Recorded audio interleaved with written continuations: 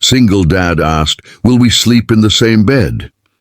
A 1-year fake marriage deal. I never imagined my life would take such a bizarre turn.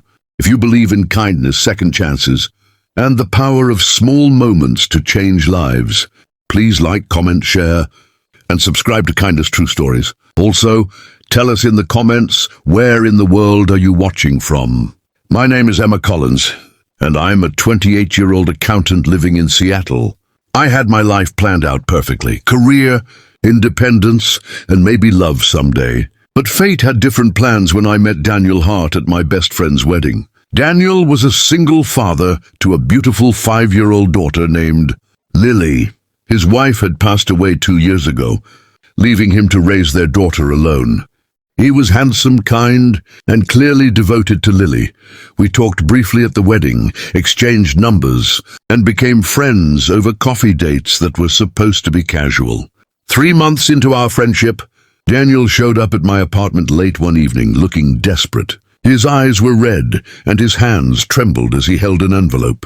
"Emma, I need your help," he said, his voice breaking. I invited him in, offering tea while he composed himself. What he told me next changed everything. Daniel's late wife had a wealthy, controlling mother named Margaret. She had never approved of Daniel, believing he wasn't good enough for her daughter. After her daughter's death, Margaret filed for custody of Lily, claiming Daniel was an unfit father because he was unmarried and struggling financially. His lawyer told him that his chances would improve significantly if he could. Prove stability, a stable home, a 2-parent household, and financial security. "I need a wife," Daniel said, looking directly into my eyes. "Just for a year. Just long enough to prove to the court that Lily has a stable home." I stared at him speechless. He quickly explained that it would be purely a business arrangement. He would pay me $50,000, cover all living expenses, and we would maintain separate rooms. After 1 year, once custody was secured, we would quietly divorce. My rational mind screamed no. This was insane, illegal even. But when I looked at Daniel's desperate face and thought of Lily losing her only remaining parent, something in my heart shifted. I had lost my own father as a child. I knew that pain. "I'll do it," I heard myself say. We got married in a small courthouse ceremony 2 weeks later. Moving into Daniel's house felt surreal. It was a beautiful suburban home with 3 bedrooms, a backyard, and Lily's toys scattered everywhere.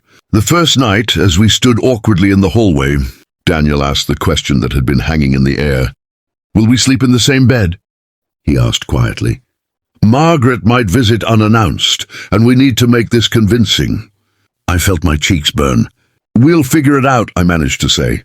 We agreed to share the master bedroom, but maintain strict boundaries, a pillow barrier down the middle of the bed, separate blankets, and absolutely no physical contact.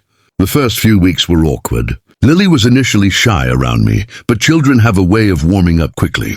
I started helping with her homework, braiding her hair for school, and reading bedtime stories. Daniel would watch us from the doorway, a mixture of gratitude and something else in his eyes that I couldn't quite identify.